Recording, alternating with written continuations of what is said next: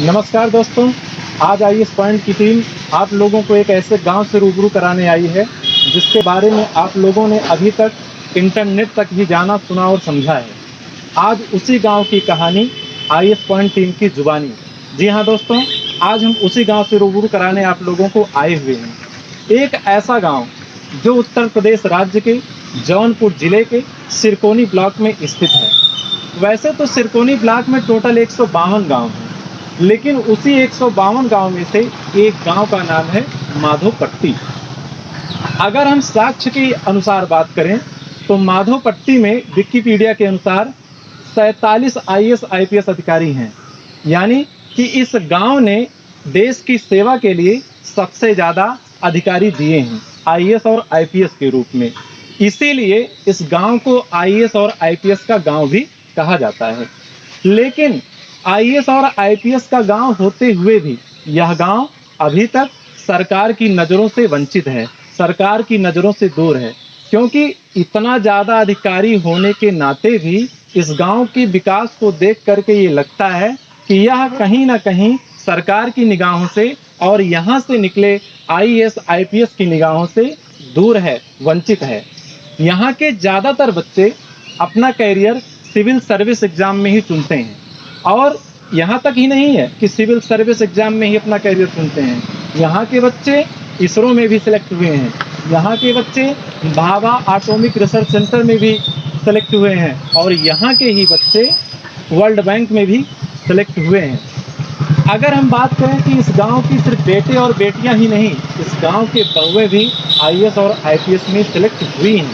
दोस्तों, अब आइए हम आपको ले चलते हैं इस गांव के उन परिवारों के पास जहां के बच्चे आईएएस आईपीएस के रूप में सिलेक्ट हुए हैं। उनके घर वाले क्या कहते हैं, उनके परिवारजन क्या कहते हैं, कैसे उन लोगों ने पढ़ाई किया, कहां कहां जा कर के पढ़ाई किया, सेल्फ स्टडी किया या किसी कोचिंग का सहारा लिया, इत्यादि बातों से हम आपको रूबरू करवाएंगे।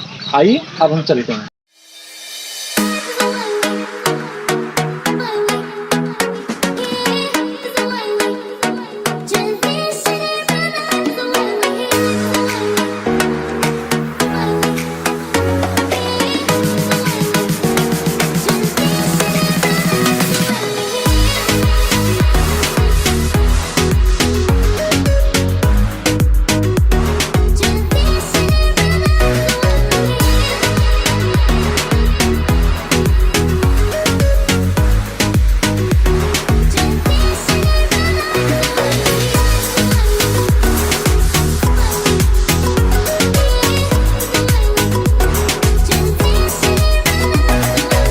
जी हाँ दोस्तों, मेरी मुलाकात माधोपट्टी गांव के एक सम्मानीय नागरिक गौरव सोलंकी जी से हुई है।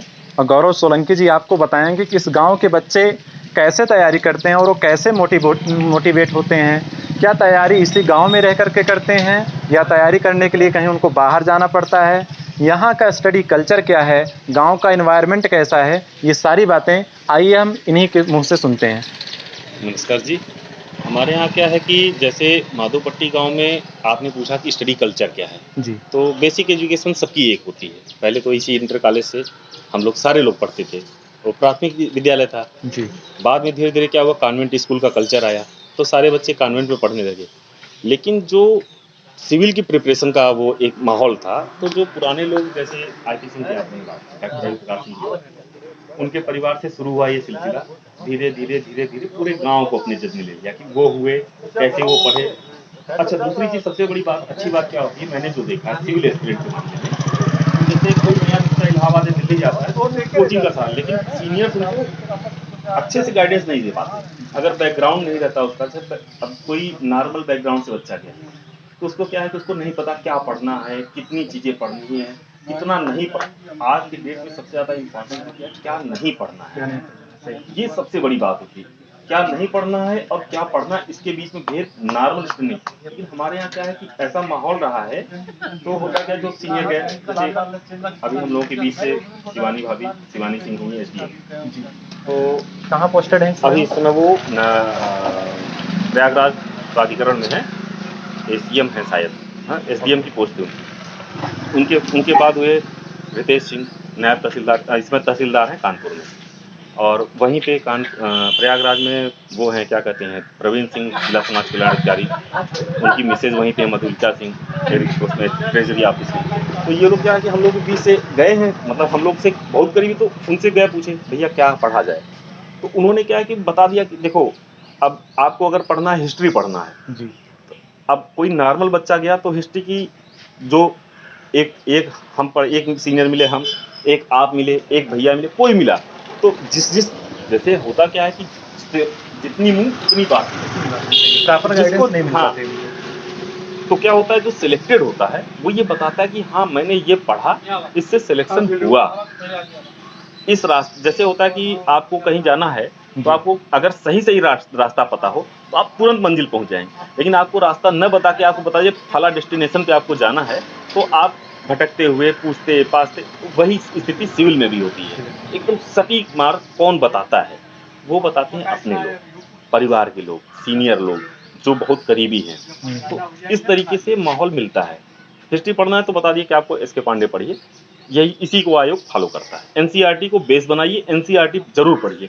6 to 12 एनसीईआरटी हमारे यहाँ करीब करीब सारे, अच्छा अब तो सिलेबस भी वही हो गया, सिलेबस में भी मैक्सिमम है। सीबीएसई के बच्चे पढ़े, अब गांव के इंटर कॉलेज में एक ही दो बच्चा पढ़ता है, लेकिन सारे बच्चे अब चूंकि परिवार जैसे गांव मेरा शिक्षित था, पहले ऐसा कल्चर नहीं था, विद्यालय इतने नहीं थे, दूर था, तो सब यही पढ़ते थे। अच्छा टीचर भी अच्छे थे, आज भी टीचर अच्छे हैं, आयोग से आ रहे हैं टीचर अच्छे हैं, लेकिन एक होता है कि मन में कि नहीं मेरा बच्चा कॉन्वेंट में जा रहा है तो उसका, तो वही एक लगन थी हमारे यहाँ कि मोटिवेशन, जो फैमिली मोटिवेशन होते, बच्चे छोटे हुए तो जैसे और लोगों के यहाँ मैंने देखा है।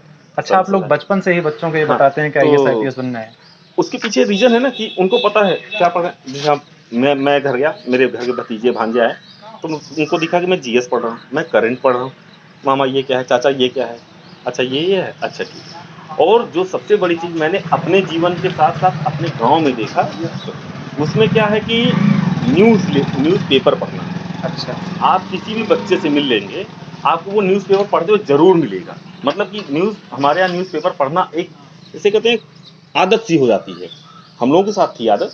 पहले न्यूज़पेपर दोपहर में आता था यहाँ पे, जब हम लोग छोटे थे तो पहुँचते-पहुँचते दोपहर हो जाता था उसको। तो एक ही दो अगर शहर से चलता था, 5-6 किलोमीटर आते-आते उसको दोपहर हो जाती थी। तो पता चला कि दोपहर में तो हम लोग स्कूल हुए, तो शाम को हम लोग क्रिकेट का पिच ज़रूर देखते थे, स्पोर्ट्स वाला पिच ज़रूर देखते थे। अच्छा, उसके बाद क्या होता था, धीरे-धीरे जब सुबह हो गया, सुबह पेपर आने लगा, तो अपना एक आदत हो गया, हैबिट, एक कि रूटीन बन गई है फ्रंट आपको। आप कभी मेरे गाँव में जाएँगे, अभी आप गाँव में जाएँगे, किसी बच्चे से आज की खबर क्या है, हेडलाइंस क्या है, तो मैक्सिमम बच्चे आपको बता देंगे ये मेन मोटी-मोटी बातें ये थी आज। भाई रट के तो नहीं बता सकता वो, रटना रटने तो न्यूज़पेपर तो पढ़ के आदमी हाँ, मोटा-मोटा ये आज देश दुनिया में चल। अब तो सोशल मीडिया का ज़माना है, तो सबके पास एक क्लिक पे सारे न्यूज़पेपर, सारी न्यूज़ अवेलेबल है।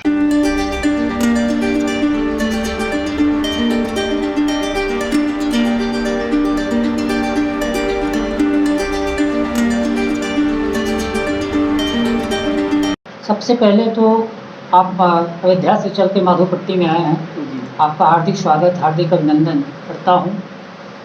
और दूसरी बात मैं ये बता दूं, अदब से यहाँ सचमुच विरासती हैं वीणा वादनी। ये माधोपट्टी धरती वो है जो सबसे ज़्यादा आईएएस और आईपीएस देती है। इसके अलावा हमारे गांव में भाभा में लोग रहे, वर्ल्ड बैंक में रहे, नेपाल के राजदूत रहे, फ्रांस के राजदूत रहे, कई देशों के राजदूत रहे।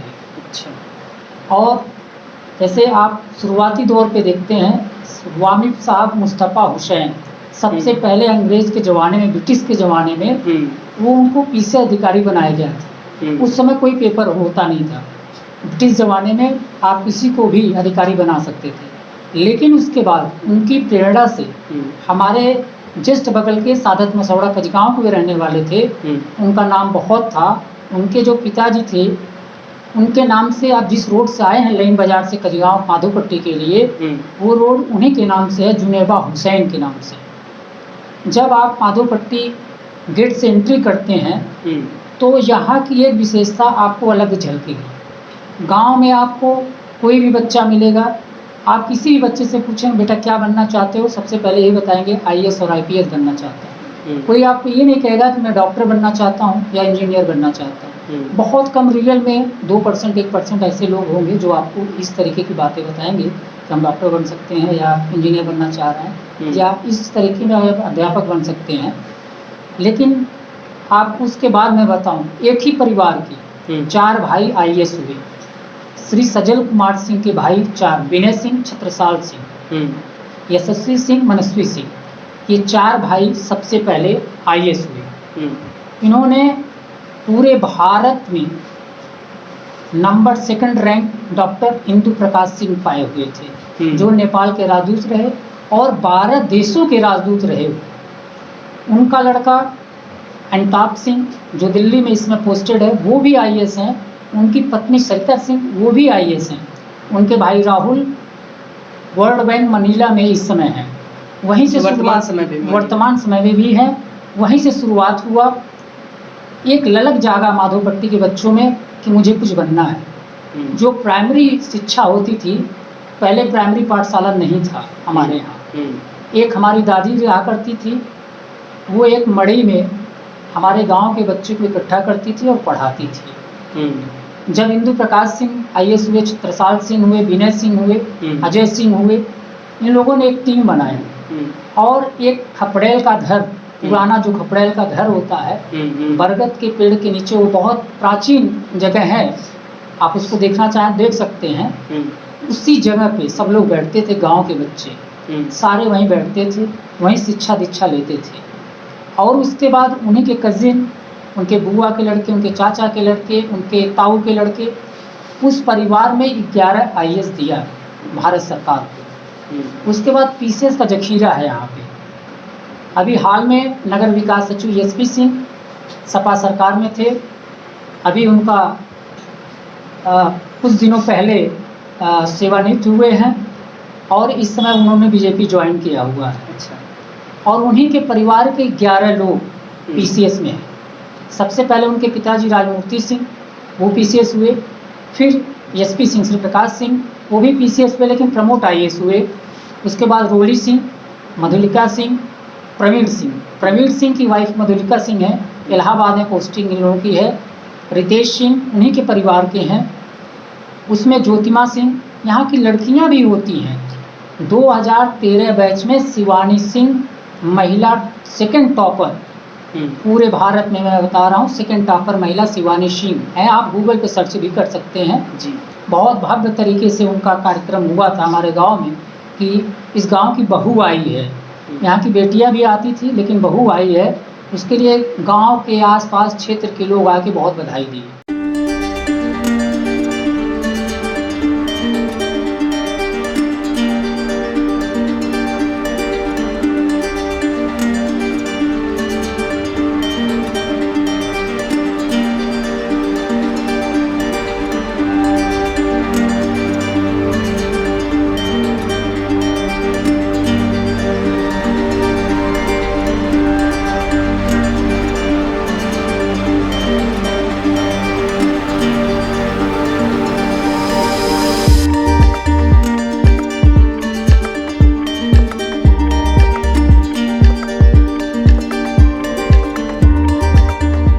राहुल भैया हम लोगों को लेके आए हैं इस गांव में।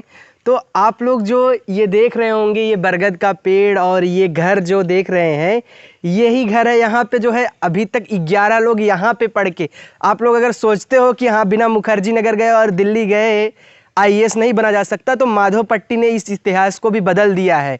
बिना कोचिंग के गए जो है लोग यहाँ पे 11 लोग इस टूटे घर पे, पहले अब तो टूट गया है, पहले तो और भी अलग तरीके से रहा होगा जिस टाइम पे यहाँ पे लोग पढ़ते थे।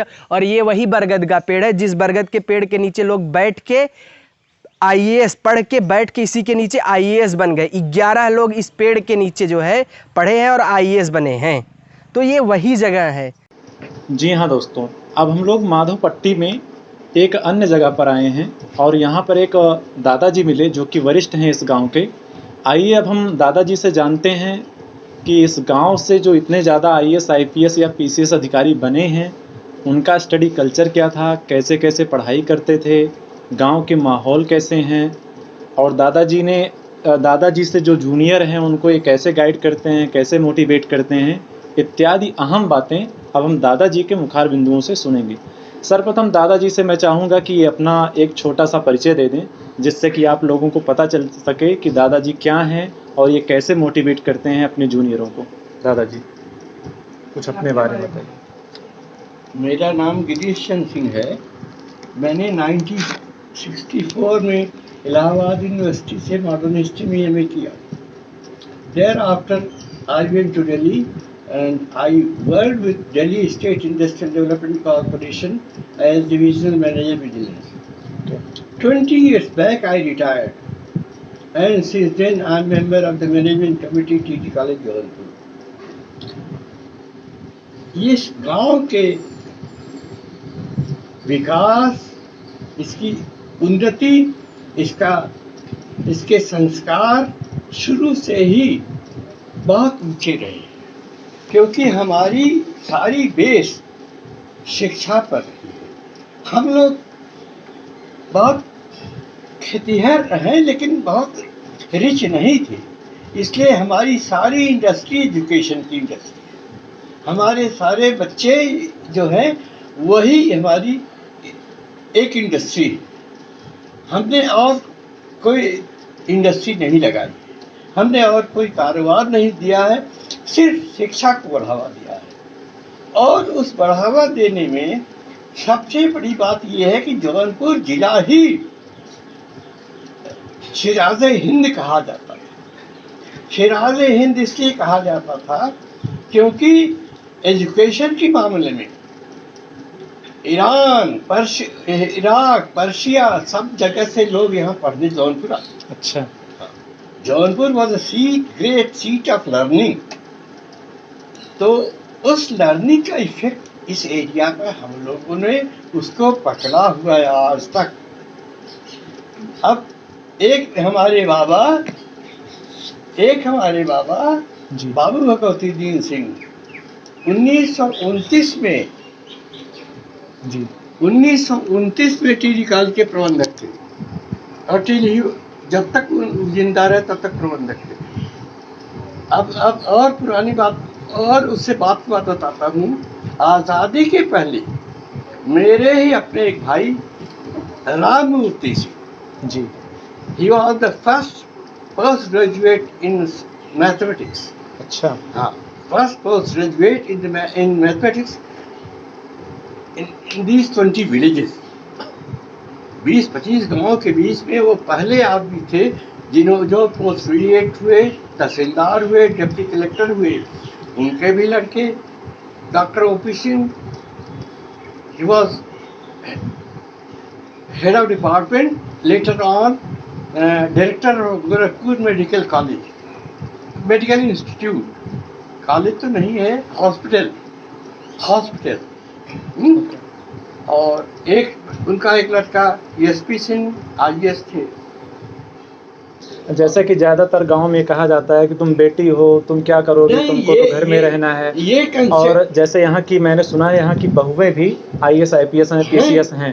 तो अक्सर शादी होकर के जब आते हैं घर में तो उनको कहा जाता है कि तुम बहू हो, तुमको बाहर कहाँ जाना है, पढ़ना लिखना नहीं है। तो आप लोग कैसे उनको मैनेज करते हैं, कैसे गाइड करते हैं कि नहीं तुमको और आगे निकलना है, तुम बहू नहीं हो, तुमको और कुछ बनना है? तो मैं इस चीज के बारे में थोड़ा आपसे राय जानना चाहता हूँ। अभी मेरे गाँव की ही औरत बहू होने के बाद यहाँ आई, शादी के बाद यहाँ आई, शिवानी सिंह है ना। शी हैज बीन 2015 बैच की पीसीएस की औरतों की में टॉपर है, औरतों में टॉपर है। अच्छा। It is not only that she has been selected, she topped among the ladies. Okay. तो प्रेरणा मिल रही है, और सब स्रोत क्या है? एजुकेशन। लोग पढ़ रहे हैं, लोगों में जागरण की आ गया है। और रही बात नारी सशक्तिकरण का जी, तो वो तो हमारे परंपराओं में है, हमारे आध्यात्मिक दर्शन में है, हमारे ऋषियों बुद्धियों की पत्नियां बड़ी विदुषी हुआ करती थी। बच्चों से हम लोग जो है मिले हैं, तो इनसे पूछते हैं कि ये लोग किस तरह से अपनी पढ़ाई को फोकस करते हैं, पढ़ाई पे ध्यान देते हैं, इन बच्चों से जानते हैं। तो आपका नाम क्या है बाबू? मेरा नाम पलक सिंह। किस क्लास में पढ़ती हो? 8th। अच्छा, 8 क्लास में पढ़ती हो। तो क्या बनना चाहती हो अभी? हम सॉफ्टवेयर इंजीनियर बनना चाहते हैं। अच्छा, सॉफ्टवेयर इंजीनियर बनना चाहते हो, बहुत अच्छा। तो जो है कि सॉफ्टवेयर इंजीनियर बनने की प्रेरणा आपको कहाँ से मिली, किसने बताया कि सॉफ्टवेयर? अपने मामा से मौसी से। अच्छा, मामा और मौसी से। मामा आपके सॉफ्टवेयर इंजीनियर हैं। चलिए बहुत अच्छा। आपका नाम क्या है अब्बू? मेरा नाम पीहू सिंह है। क्या करती हो अभी? हम अभी पढ़ते हैं किस क्लास में? क्लास 3। अच्छा, क्लास 3 में। क्या बनना चाहती हो अभी? हम डॉक्टर बनना चाहते हैं। अरे वाह, डॉक्टर बनना चाहती हैं। तो जैसा कि आप लोग देख सकते हैं यहाँ पे बच्चों का मतलब कुछ न कुछ बनने की एक रुचि रहती है कि, और जैसा कि लोग सोचते हैं सिर्फ आईएएस या आईपीएस का ही गांव है, तो ऐसा नहीं है। 2 बच्चे अभी हमें मिले हैं, इन दोनों का लाइन जो है मतलब कि एक सॉफ्टवेयर इंजीनियर बनना चाहती है और एक डॉक्टर बनना चाहती है। तो ये अपने में ये है कि ऐसा जो लोग कहते थे अभी कि इस गांव में जो है सिर्फ आईएएस आईपीएस रहते हैं, तो ऐसा कुछ भी नहीं है। इस गांव में डॉक्टर, इंजीनियर और भी तरह तरह के लोग आपको देखने को मिलेंगे। तो आप लोगों को पढ़ाई की प्रेरणा कहाँ से मिलती है आपको? ये सब अपने चाचा पापा सब लोगों से। अच्छा, तो आप लोग किस तरह से मदद करते हैं ये लोग? ये लोग मतलब पढ़ाते हैं मुझको अच्छे से, तब हम बढ़ेंगे। अपने चाचा मुझको अच्छे से पढ़ाते हैं, पापा मेरे अच्छे से पढ़ाते हैं, तब मुझको प्रेरणा मिलती है कि हमको ऐसे पढ़ना है, ऐसे लिखना है। अच्छा, मतलब आप बताते हैं कि आपको जो है किस तरह से पढ़ना है। घर के कामों में आप लोग किस तरह से मदद करती हैं? जैसा कि अभी हम लोग आए थे तो ये लोग जो है हम लोगों को चाय पानी ये सब बड़े अच्छे से पिलाया था। तो मतलब ये नहीं है कि यहाँ पे बच्चे मतलब मम्मी पापा की हेल्प भी करती हैं, साथ में पढ़ाई भी करती हैं, और जो है एक अलग ड्रीम भी बना के रखी है कि नहीं ये चीज़ मुझे बदलना है। जो आईएएस आईपीएस का गांव कहा जाता है इसको बदलना भी है, मुझे सॉफ्टवेयर इंजीनियर बनना है, मुझे डॉक्टर बनना है। तो ये इनका अलग वो रुचि रहता है। कितने घंटे पढ़ाई करते हैं? पढ़ाई कितने घंटे होती है आप लोगों की? हम आप 2-3 घंटे पढ़ते हैं। अच्छा, 3 घंटे। आप कितने घंटे पढ़ती हो? 3 घंटे। अच्छा, 3 घंटे। दोनों बहन बहन हो दोनों लोग? अरे वाह, दोनों बहन ही है जो है 3-3 घंटे प्रतिदिन पढ़ाई करती है। अभी इतनी कम उम्र में अगर कोई 3 घंटे पढ़ाई कर रहा है रेगुलर, तो समझ लो कि एक आईएएस या आईपीएस जैसी बड़ी सबसे बड़ी परीक्षा अगर भारत की मानी जाए तो यही होती है। इसको बनने के लिए पढ़ने के लिए 7 से 8 घंटे डेली पढ़ाई करनी होती है। तो 3 घंटे अगर इतनी कम उम्र में पढ़ रही है तो आगे चल के मेहनत करेंगे। तो हम आपको बहुत शुभकामनाएं देते हैं, जल्दी से जल्दी जो है आप लोग आईएएस बने। डॉक्टर बनने के बाद आप लोग किस तरह से सेवा करेंगे लोगों की? बहुत लोग जैसे कि हमारे गांव में हम क्लिनिक खोलेंगे, कि जो अब मेरे गांव में कोई क्लिनिक नहीं है। अच्छा, अभी गांव में कोई क्लिनिक नहीं है। तो जो बूढ़े लोग हैं उनकी मदद भी हो और ये सब। डॉक्टर बन करके क्या जिनके पास पैसे नहीं है उनका फ्री में इलाज करोगी या उनसे पैसे लोगी? नहीं, फ्री में इलाज करोगे? हाँ। अरे वाह, देख रहे हो मतलब इतना बड़ा सपना है इन लोगों का कि ये नहीं है कि हम पैसे कमाएंगे, हम फ्री में इलाज करेंगे लोगों की जो है, ताकि लोगों की सेवा हो। तो गरीब लोगों की सेवा करने के लिए लोग इतना सोच रही हैं, तो समझ सकते हो कि आप लोग यहाँ के लोगों मतलब संस्कार किस तरह से होते होंगे कि अभी इतने छोटे बच्चे अगर इस तरह से बोल रहे हैं कि नहीं मुझे गरीब लोगों की फ्री में इलाज करनी है, क्लिनिक खोलनी है, गाँव में कोई हॉस्पिटल नहीं है तो जो है हॉस्पिटल बनवाने की सोच रहे, तो एक अलग सा रुचि रहता है लोगों का। तो आप कंप्यूटर साइंस में आप जाना चाहते हो, तो उसके लिए आपको क्या पता है कि क्या क्या पढ़ाई करनी होती है? आगे बढ़ेंगे तब पता चलेगा, सब बड़े होंगे तब धीरे। बहुत अच्छा, मतलब कि अभी नहीं पता है लेकिन आगे चल के ये जानेंगे कि किस तरह से हम जो है पढ़ेंगे और बनेंगे, आगे क्या क्या चीज़ों की हमें तैयारी करनी पड़ेगी। बहुत बहुत धन्यवाद बेटा। कॉलेज के प्रधानाचार्य सर के पास आए हैं, तो आइए अब जानते हैं प्रधानाचार्य सर से कि प्रधानाचार्य सर का विज़न क्या है, या स्कूल में पढ़ने वाले बच्चों को कैसे गाइड करते हैं, कैसे मोटिवेट करते हैं। मान लीजिए कोई हेल्पलेस बच्चा इस स्कूल में आता है तो क्या उनको ये लोग पढ़ाते हैं या फिर फीस के चलते नहीं पढ़ाते हैं, क्या है कैसा है, एवरीथिंग प्रधानाचार्य सर से जानते हैं। सर अपना इंट्रोडक्शन। मैं डॉक्टर सत्यप्रकाश सिंह, प्रधानाचार्य श्री राम निरंजन इंटर कॉलेज कचगांव जौनपुर।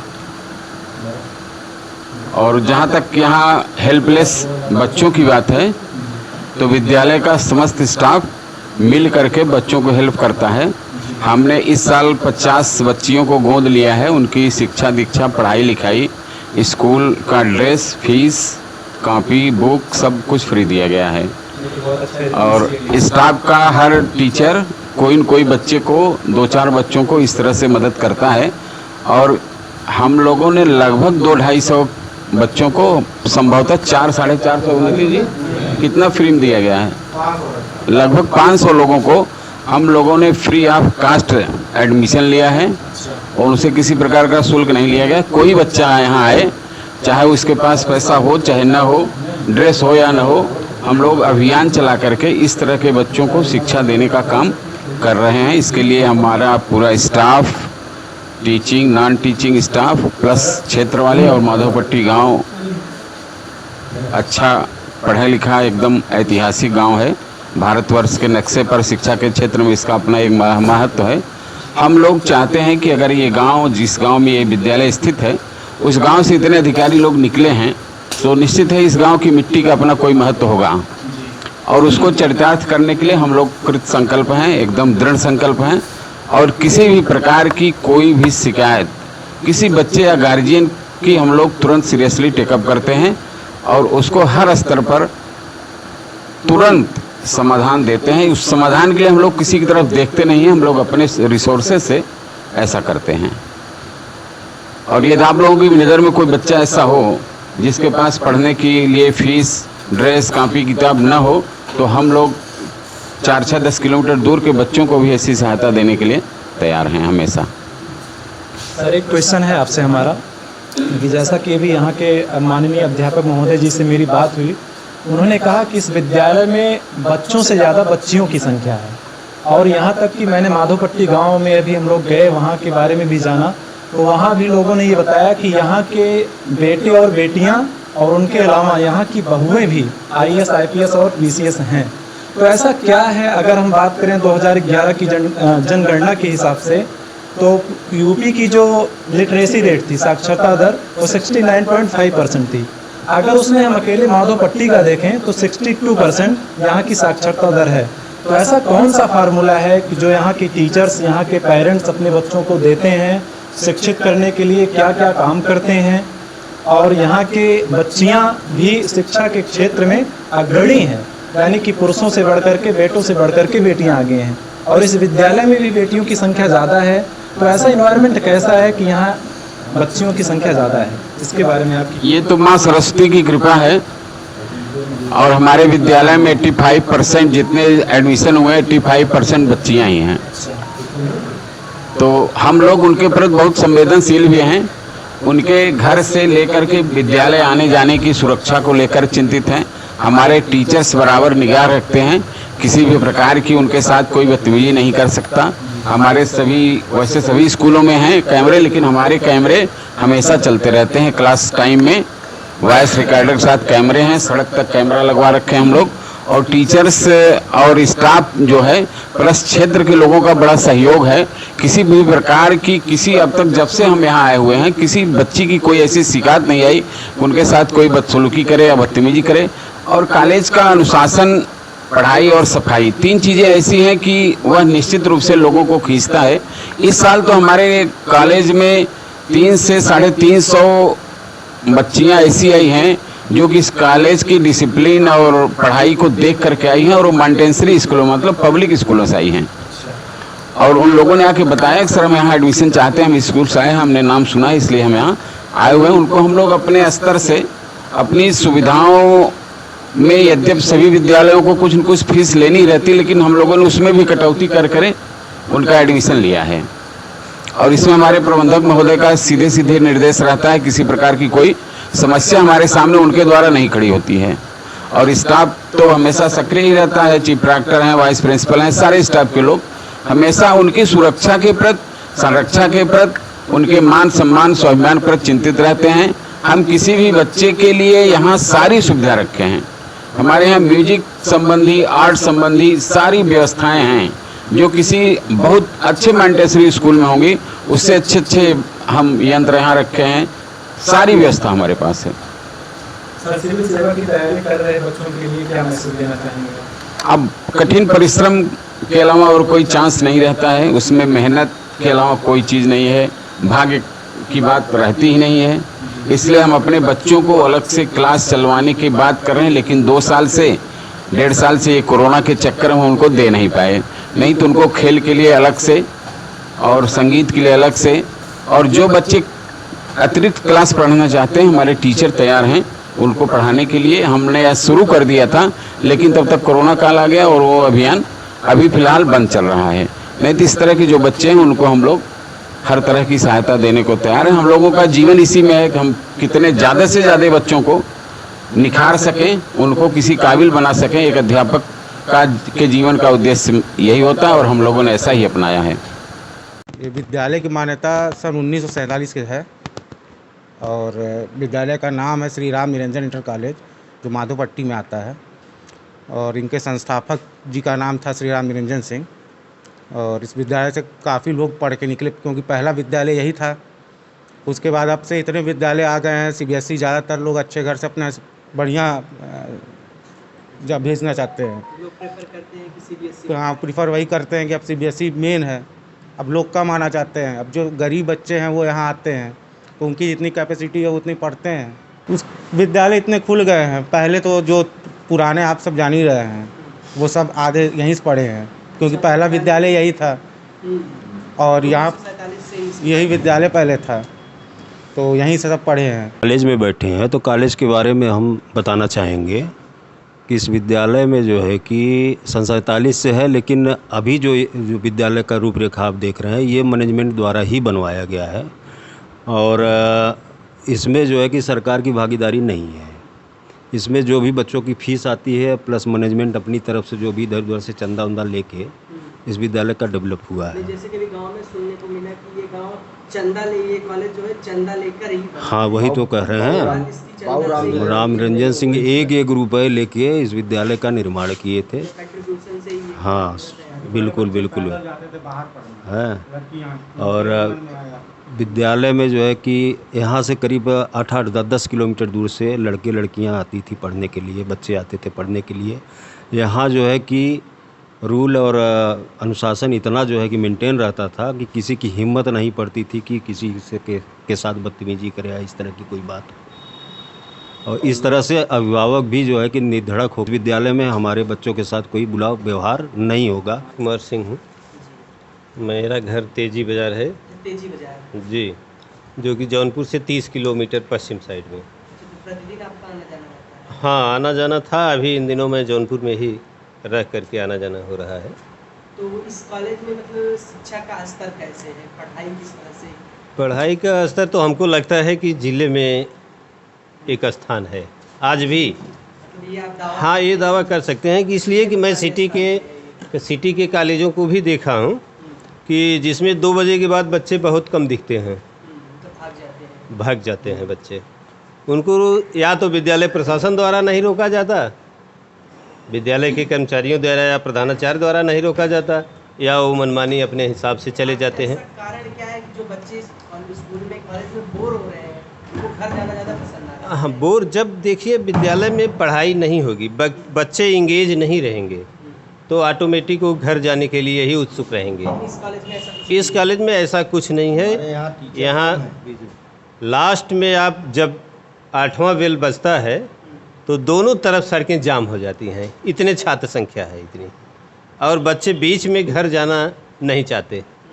घंटा खाली है प्रधानाचार्य जी द्वारा। सोचते हैं कि पूरी क्लासेस बंद करें। जी, घंटा खाली भी रहता है, प्रधानाचार्य द्वारा निर्देशित किया जाता है, या जानकारी होने पर स्वतः लोग बच्चों के बीच में आकर के पढ़ाना शुरू कर देते हैं।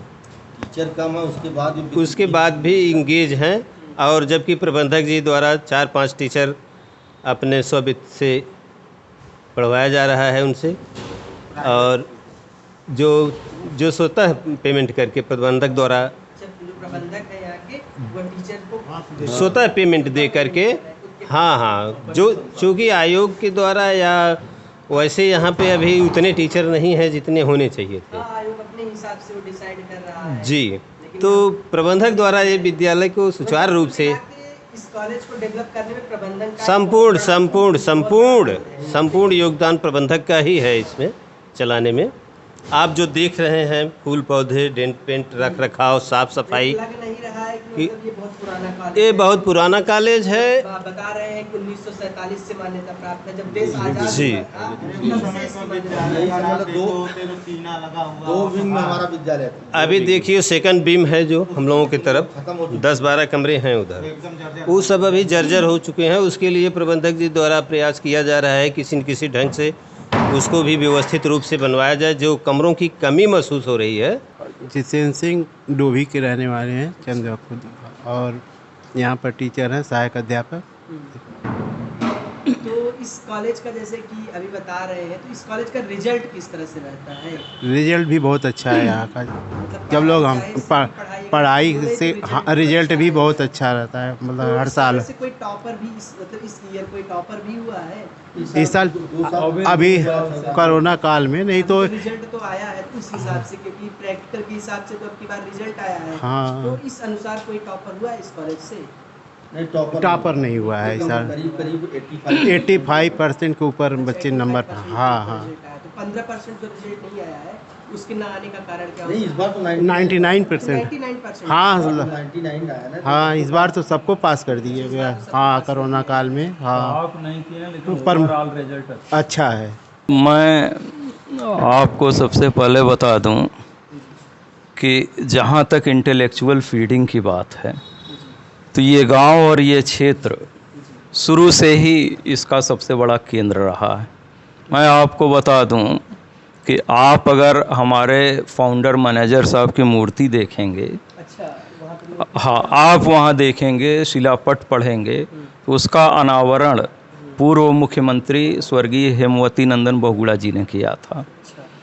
और ये जो हाल आप देख रहे हैं, और इस प्रांगण में राष्ट्रीय स्तर के कई बार कवि सम्मेलन हुए। अच्छा, इस प्रांगण में? इस प्रांगण में राष्ट्रीय स्तर पर जिस भी कवि को आप जानते होंगे, वीर रस के पांडे जी को या और लोगों को, कोई यहाँ पर कवि सम्मेलन होता था और उन लोगों को अपने स्तर के श्रोता भी यहाँ मिल जाते थे।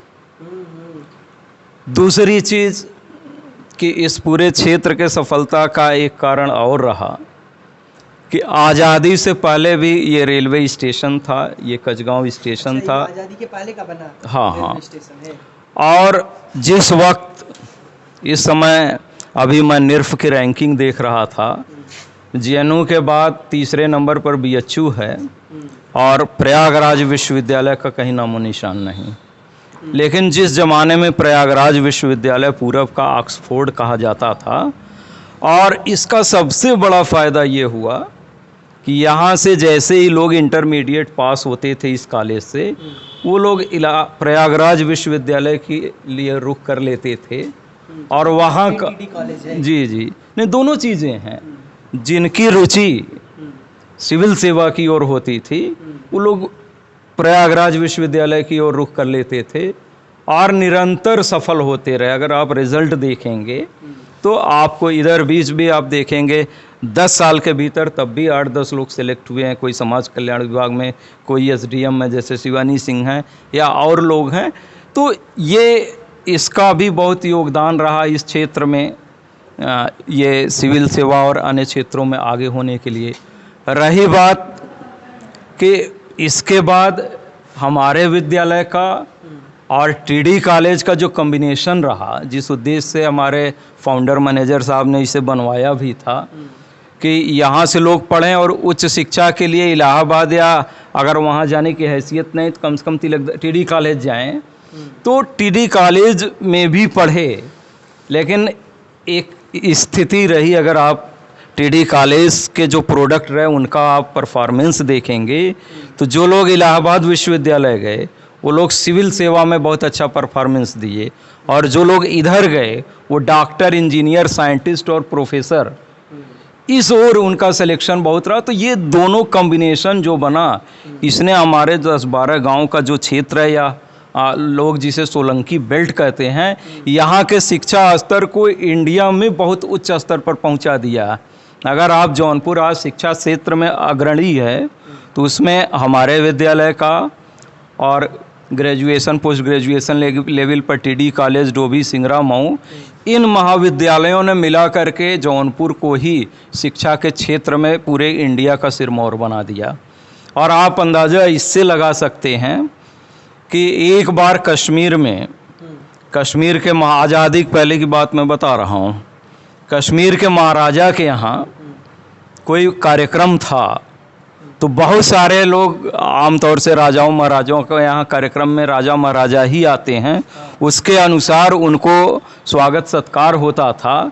लेकिन जौनपुर से जब स्वर्गीय तिलकधारी सिंह पहुँचे तो स्वयं महाराजा कश्मीर उठ करके उनका आगवानी किए, जिस पर सारे राजा नाराज हो गए तो महाराजा कश्मीर ने उन्हें कहा कि आप लोग तो केवल एक राज्य को आगे ले जाते हैं, विकास करते हैं, या वह शख्स है जिसने वो महाविद्यालय बनवाया है जिसने पूरे देश को आगे ले जाने में, शिक्षा क्षेत्र के अग्रणी बनाने में महत्वपूर्ण भूमिका निभाई है, आपसे कहीं ज़्यादा है। तो कुल मिलाकर के ये जो सारी स्थितियां रहीं, परिस्थितियां रहीं, पहले आज़ादी से पहले जिन लोगों ने सिलेक्शन पाया सिविल सेवा में, उनके जो अनुभव रहे, उनकी तैयारियों को देखते हुए प्रेरणा लोग पाते रहे, नौनिहाल लोग पाते रहे, उस हिसाब से वो तैयारी करते रहे, सफलता मिलती रही और स्थिति ये हो गई कि आज पूरे देश में सबसे ज़्यादा सिविल सेवा में सिलेक्शन पाने वाले लोग इस छोटे से गांव से हैं। और अगर डॉक्टर, इंजीनियर, साइंटिस्ट की बात करेंगे तो इर्द गिर्द के 10 गांवों को ले लीजिए, तो इसमें भी ये पूरा क्षेत्र पूरे इंडिया में सबसे टॉप पर है। ये तो है कि 75 घरों में 47 IAS एक अपने में बहुत बड़ी चीज़ बन जाती है। और गांव के बारे में अभी तक जिस तरह से दिखाया गया था कि डेवलपमेंट नहीं है इस गांव में, तो हम लोग पूरा गांव अभी घूमे तो हमें तो नहीं लगा कि इस गांव में क्या डेवलपमेंट, अभी किसी आम गांव में हमें इस बारे में ये लगता है, एसपी सिंह थे जो है वो सचिव होकर रिटायर हुए, उन्होंने कुछ काफी डेवलपमेंट किया। ये प्रश्न यहाँ पर कई बार प्रेस के लोग आए और इस विरोधाभास पर सबका ध्यान गया कि जहाँ इतने IAS हों और गांव विकसित नहीं हुआ है, आखिर ऐसा विरोधाभास क्यों है। तो मुझे ये लगता है कि अंग्रेज़ों के ज़माने से ही सिविल सेवा का ये नेचर रहा है कि आप आम जन से अपने को सुपर समझें, और हमारे सिविल जो ब्यूरोक्रेट्स हैं अपने को आम जन से अलग समझें और अलग रहें। और हमें लगता है कि सही अर्थों में ये लोग सिविल सेवा के नौकरशाह ही बने, और उन्होंने इसकी ओर ध्यान नहीं दिया कि हमारी जड़ें जहाँ से हैं हमें उन्हें भी मजबूत करना चाहिए। यद्यपि विरोधाभास ये भी है कि एक से एक बेहद ईमानदार, कार्यकुशल और प्रतिष्ठित नौकरशाह रहे। कई लोग मुख्य सचिव तक रहे कई प्रदेशों के, और उनके एक ईमानदार नौकरशाह के रूप में आज भी उनके सम्मान के साथ नाम लिए जाते हैं। फिर भी उन्होंने अपनी जड़ों पर क्यों नहीं ध्यान दिया, ये प्रश्न निश्चित रूप से कौतूहल पैदा करता है। के बारे में जैसा सुना था कि ये गांव डेवलप नहीं है, या फिर इस गांव में इतने IAS होने के बाद भी जो है ये गांव अभी तक डेवलप नहीं हो पाया, तो ऐसा कुछ भी नहीं है। क्योंकि अभी हम लोग पूरा गांव भ्रमण कर लिए और पूरा गांव घूमने के बाद हमको ये पता चला कि इस गांव में जो है जितनी भी घर हैं, मतलब जितने भी घर हैं, सभी घरों पे के सामने पक्की सीमेंटेड रोड गई हैं और स्ट्रीट लाइट लगी हुई हैं। मतलब कि डेवलपमेंट के माने में तो ये गांव तो नंबर 1 पे है। क्योंकि जिस तरह से इस गांव के बारे में सुना गया था कि डेवलपमेंट को लेकर, तो ऐसा कुछ भी नहीं है। अभी हम लोग जो है पानी की टंकी के नीचे ही खड़े हैं और यहाँ पर जो है यहाँ टंकी पर काम करने वाले लोग भी हैं, तो इन लोगों से भी इस गाँव के बारे में पूछते हैं। तो इस गाँव का माहौल कैसा है? इस गांव का माहौल भैया बहुत अच्छा है। मतलब कोई ऐसा आप लोगों को यहाँ पे काम कर रहे हैं तो कोई ऐसा दिक्कत, कोई किसी से कोई विवाद वगैरह कोई कुछ नहीं।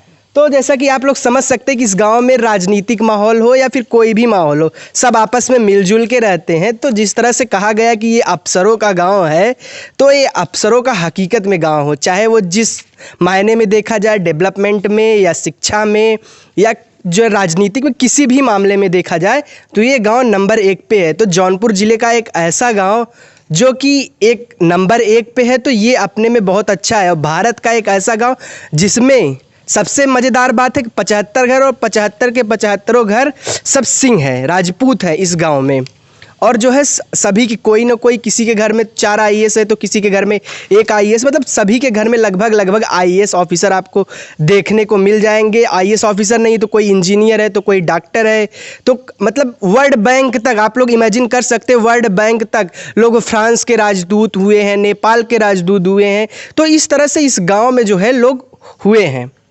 तो बस हम लोगों की जो है आज की यात्रा यहीं समाप्त होती है। अब फिर कभी किसी ट्रिप पे आप लोगों से फिर मुलाकात होगी। तब तक के लिए bye bye and take care.